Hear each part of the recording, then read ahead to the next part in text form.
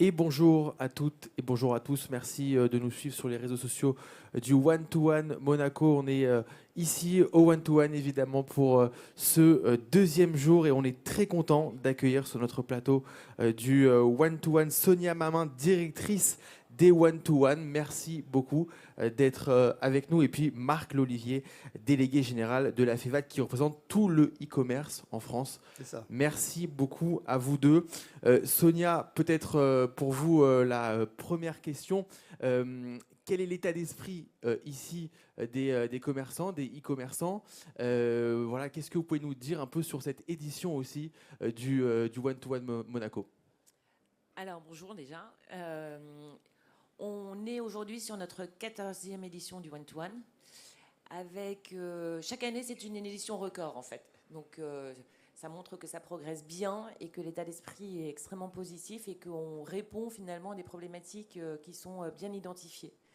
Aujourd'hui, on a 2200 personnes, 1150 marques qui viennent pour rencontrer les prestataires de solutions, qui sont au nombre de 194 pour être exact. Et surtout, on a mis en place un village start-up de 20 startups qui viennent porter et proposer leurs innovations auprès de ces e-commerçants.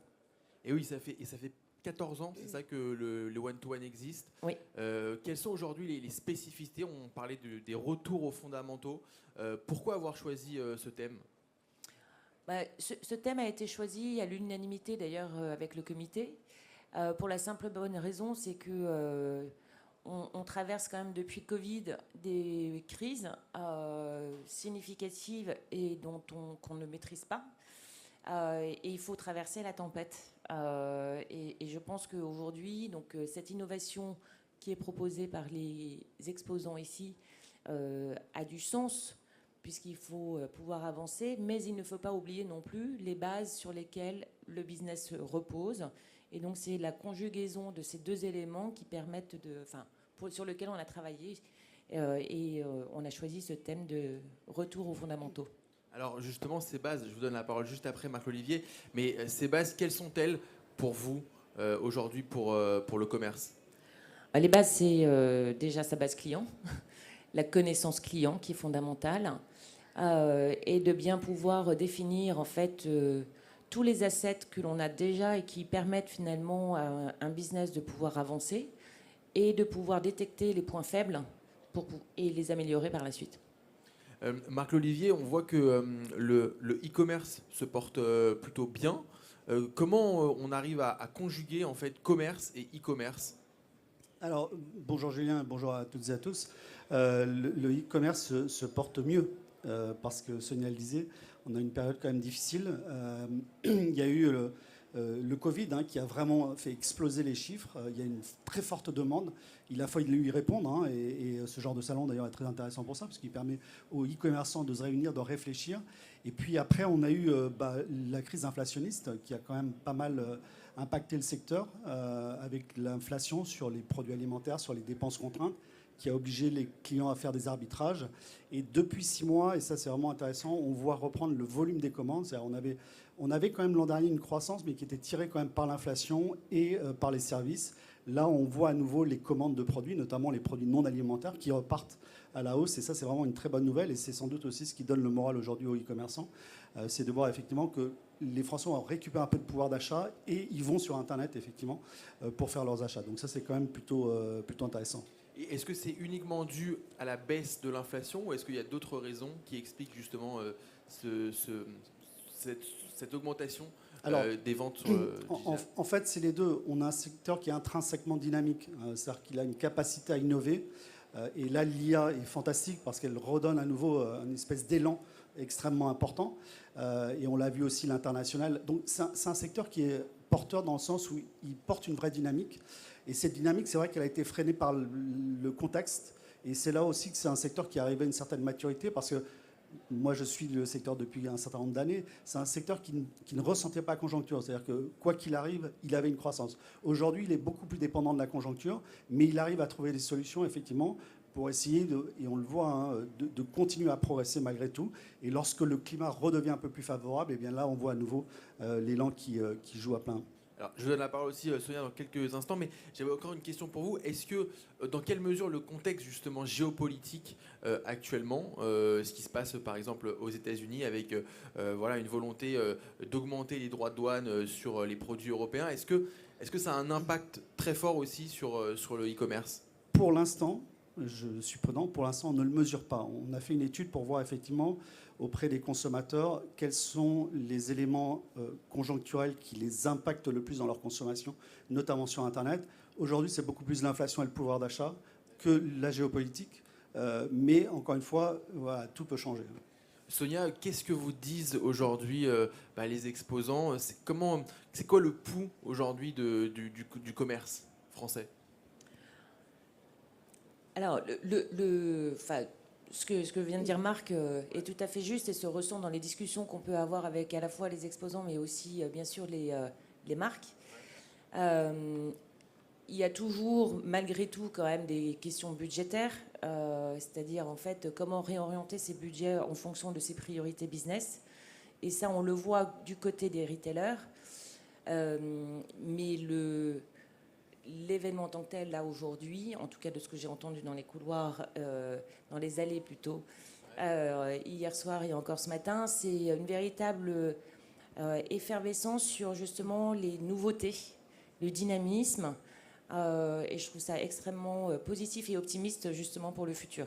Alors, quelles sont-elles ces nouveautés? On pense évidemment à l'IA, forcément. Alors l'IA, bien entendu, d'ailleurs c'est ressorti dans le baromètre de la FEVAD. L'IA, bien sûr, beaucoup autour de l'expérience client et le parcours client. Et le sujet aussi qui vient quand même, qui va, à mon avis, s'intensifier, c'est tous les sujets autour des cyberattaques au niveau des retailers et bien sûr, alors, dans leur base à eux, au niveau back-office, que nous, en tant que clients, on ne voit pas, mais aussi les failles de sécurité qui peuvent intervenir sur les sites e-commerce. Vous êtes d'accord avec ça, Marc-Olivier? Oui, il y a à la fois des leviers de croissance importants, notamment l'IA, alors, qui est partout, on l'a vu, à la fois marketing, relations clients, livraison, logistique, paiement, lutte contre la fraude. Donc l'IA, il y a l'international, ça c'est vraiment très intéressant parce qu'on voit des sites qui se projettent aujourd'hui à l'international. Le chiffre intéressant, c'est que 73% des sites aujourd'hui sont à l'international et 40% sont dans plus de 10 pays. Donc c'est vrai que pendant les 2 années précédentes, les sites se sont recentrés un petit peu sur leur core business. Et là, aujourd'hui, on voit à nouveau cette volonté, effectivement, de s'étendre à l'international. Et on a quand même 80% des gens qui pensent qu'ils vont développer leur chiffre d'affaires international et 0% qui pensent qu'il va baisser. Donc, il y a l'international. Et après, il y a des défis. Sonia le rappelait, il y a cybersécurité, effectivement. Il y a la seconde main, qui est aussi un défi. Toutes les transformations d'habitudes de consommation. Nous, on a une question, par exemple, sur la déconsommation. Aujourd'hui, la volonté des gens de consommer autrement, de consommer moins, autrement et mieux. Et ça aussi, c'est un vrai défi pour les e-commerçants qui vont devoir relever. Et je pense que c'est aussi ce qui place le e-commerce au centre des modes de consommation. C'est sa capacité à capter un peu l'air du temps et à apporter des réponses. Et son agilité, effectivement, lui permet de répondre beaucoup plus facilement, peut-être, que le commerce traditionnel à toutes ces tendances de consommation. Sonia, la déconsommation, vous en parlez aussi ici? Alors oui, c'est un sujet, bien entendu. C'est un sujet business, ouais. Et c'est un sujet personnel, enfin consommateur, en tant que consommateur. Donc c'est pris en considération, mais ce n'est pas encore un sujet majeur. Il y a aussi le moral des e-commerçants. Hier, à la plénière d'ouverture, vous rappeliez que l'état d'esprit des e-commerçants, ils sont plutôt optimistes. Est-ce que c'est étonnant par rapport au contexte? Comment on explique cet optimisme? En fait, ce qu'on voit surtout, c'est une inversion de tendance. C'est-à-dire que l'an dernier, on sentait quand même une vraie préoccupation avec des chiffres qui étaient... et on n'avait pas connu ça dans le e-commerce depuis sa création, qui est en recul. Là, cette année, on voit à nouveau cette espèce de volonté d'aller de l'avant et les chiffres aussi qui redonnent cet espoir. Donc on est passé d'un solde négatif à un solde positif. Et c'est d'autant plus intéressant qu'on a une confiance surtout dans l'entreprise. C'est-à-dire qu'ils ont une vision lucide sur le marché, ils savent que le marché est compliqué. Alors il est plus porteur que l'an dernier, mais il reste quand même à la fois compliqué, complexe, mais ils sont confiants dans leur capacité justement à surmonter les difficultés, notamment avec des outils dont on vient de parler, l'IA à l'international. Et justement, sur l'IA, c'est vrai que c'est la question probablement de ce salon. Tout le monde en parle dans les couloirs. Comment vous voyez les choses? Est-ce que le retail français s'en est vraiment emparé? Est-ce qu'il arrive à bien appréhender cette question-là? Il y a aussi la question de l'acceptabilité dans son organisation de l'IA. Comment vous voyez les choses, peut-être Sonia, par rapport à ça? Alors, je pense qu'il y a une question de maturité et c'est comme dans le business. Il y a ceux qui y vont et ils ont pris le chemin, enfin le train en marche tout de suite, et il y a les suiveurs.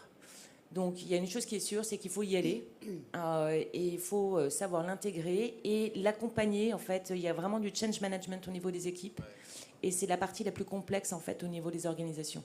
C'est ce que nous disent beaucoup les gens effectivement qui viennent sur ce plateau depuis hier. C'est la conduite du changement. Ce sera vraiment l'outil principal finalement pour faire accepter l'IA dans son organisation. Vous êtes d'accord avec ça, Marc-Olivier? Oui, c'est un vrai game changer. En fait, on n'avait pas vu ça depuis peut-être le mobile, et c'est sans doute encore plus fort. Nous, on a publié un chiffre, effectivement, c'est 82% aujourd'hui des sites de e-commerce qui utilisent des solutions à base d'IA générative. On parle déjà de l'IA générative, c'est 10 points de plus que l'an dernier. C'est dire la rapidité avec laquelle le secteur s'est emparé de cette technologie. C'est beaucoup plus que dans la moyenne des entreprises. Et on voit que le e-commerce aujourd'hui est un des secteurs les plus en pointe dans l'utilisation de l'IA. Comment on explique ça alors justement? Parce que c'est... D'abord parce que c'est un secteur qui est né il a la transformation dans l'ADN. Le e-commerce est en soi une transformation. Donc c'est quelque chose qu'il a l'habitude de faire, c'est effectivement d'évoluer, et y compris avec des ruptures très importantes. Et puis, ça a été dit par Sonia tout à l'heure, il y a encore quelques années, le roi du commerce, c'est celui qui avait le plus de magasins. Aujourd'hui, le roi du commerce, c'est celui qui a meilleure connaissance client. Et la data est au cœur aussi de l'IA. Et donc, effectivement, cette compétence en data dans l'e-commerce fait que le e-commerce est particulièrement bien adapté effectivement à l'IA. Sonia, vous êtes d'accord avec ça? Il y a beaucoup de startups aussi ici. Oui, absolument. Il y a un village startup qui permet peut-être aussi aux grands commerçants de travailler avec elles pour mieux connaître le client. Elle travaille aussi beaucoup avec l'IA. Ça, c'était aussi quelque chose d'important. J'imagine que chaque année, il y a aussi une délégation startup qui vient. Oui. Mais c'est au cœur aussi de cet événement. Bah, le village startup a véritablement comme vocation d'apporter de l'innovation. Donc oui, là, il y a de l'IA, il y a beaucoup d'IA, mais il n'y a pas que. Et c'est surtout de permettre d'ouvrir les yeux finalement aux retailers sur ce qui se fait, ce qui va arriver et comment aborder les choses. Et donc, et c'est ça qui rend les gens, j'allais dire, heureux sur l'événement, c'est que c'est cette soif de découverte et de pouvoir s'approprier des nouveaux sujets qu'ils n'avaient pas forcément anticipés au préalable. Est-ce que vous avez vu 2-3 startups qui vous ont tapé dans l'œil ou pas encore? Elles sont, les 20 qui ont été sélectionnés sont déjà vous avez raison. Vraiment super. Alors, qui a gagné hier soir? Qui a gagné le prix de la communauté? Alors, il y a le prix de la communauté. On a remis 2 prix. 2 prix. Alors, il faut expliquer peut-être. Donc, il y a un grand concours des startups que j'ai le plaisir d'ailleurs d'animer. J'en suis très content. Et donc, il y a 20 startups qui ont pitché hier leur projet en 2 minutes pendant plus d'1 heure devant toute la salle. Et donc, il y a eu hier le vote. Il y a eu 2 prix, effectivement, le vote du comité et le vote de la communauté. Exactement. Donc qui a gagné? Le vote de la le prix de la communauté, c'est la start-up Actionable qui l'a remporté. Actionable, donc Nicolas Rieul. Exactement. Ok, son fondateur. Et le prix du comité, le coup de cœur du comité, c'est la start-up Clark. Clark, eh bien parfait. Voilà, comme ça on a une petite annonce. Vous l'avez annoncé hier soir? Absolument, ouais. Très bien. Hier soir, c'était une soirée assez incroyable. C'est vrai que il y avait un magnifique dîner, et puis il y avait aussi le chanteur Vianney qui était là. Donc bravo à vous. Vous avez dit que vous avez commencé cette plénière en disant soyez insatiables, soyez fous. Vous avez cité Steve Jobs. Pourquoi cette phrase? Mais parce que On a besoin d'optimisme, on a besoin d'un peu de gaieté et de légèreté. Il y a le business, bien sûr, et le business peut se faire aussi de manière sympathique. Il faut aller de l'avant et il faut franchir les barrières. Soyez insatiable, soyez fou. Vous êtes d'accord avec ça aussi, Marc-Olivier? Oui, et surtout, je voudrais que ce genre d'événement il est très important parce qu'il permet finalement d'inventer le e-commerce de demain. Et il y a dans le e-commerce, alors on parle d'un écosystème, mais c'est même une communauté. Et les gens aiment se retrouver, aiment réfléchir, aiment partager. Et je trouve ça très bien aussi d'y avoir associé les startups. Parce que le succès du e-commerce, et notamment du e-commerce français, c'est aussi tout cet écosystème, toutes ces startups qui fournissent des solutions, qui permettent effectivement aux e-commerçants d'avancer. Et donc, je pense que c'est vraiment très important aussi d'y avoir associé les startups. Oui, vous avez raison. Et c'est vrai que cet événement, évidemment, il est fondamental pour le secteur. Évidemment, il y a le e-commerce, il y a le digital, mais rien ne remplace quelque part la rencontre physique, ça c'est certain. Ça c'est certain. Et c'est aussi le cas des magasins, puisque ce retour aux fondamentaux, quelque part, les magasins ont un bel avenir devant eux, quelque part. Vous êtes d'accord aussi avec ça? C'est ce qui a été dit hier en plénière d'ouverture, c'est que dans le parcours d'achat, bien entendu, le point de vente a un rôle fondamental dans l'acte d'achat. Et c'est leurs assets d'origine, donc d'où le retour aux fondamentaux aussi. Donc Axel l'a très bien exprimé. Axel Matéry, la directrice générale de Maison 123. Exactement. Donc elle a redressé la boîte, c'est devenu une marque qui a énormément gagné. Donc voilà, donc tout est possible et ça part effectivement des magasins. Ça part des magasins. Est-ce que vous êtes d'accord avec ce constat? Ça part des magasins? Écoutez, en fait, cette vision e-commerce n'a aucun sens. Aujourd'hui, c'est du commerce. Et on a effectivement des magasins, et il y a énormément de magasins sur ce salon, et on en a énormément à la FEVAD. Puis vous avez aussi des pure players qui ouvrent des magasins. Parce qu'en fait, c'est le client. Le client, il ne veut pas qu'on lui impose un canal, il veut le meilleur des deux mondes. Et cette convergence magasin-internet, nous, on l'a su à la FEVAD depuis maintenant plus d'une quinzaine d'années. Et c'est l'avenir. C'est l'avenir. Et c'est pour ça que ce salon aussi est l'avenir. Bien sûr. Eh ben, merci beaucoup à tous les deux. Merci infiniment d'avoir été avec nous. Sonia Mamin, directrice des One-to-One, et Marc-Olivier, délégué général de la FEVAD. Merci beaucoup. Merci. Et bon salon.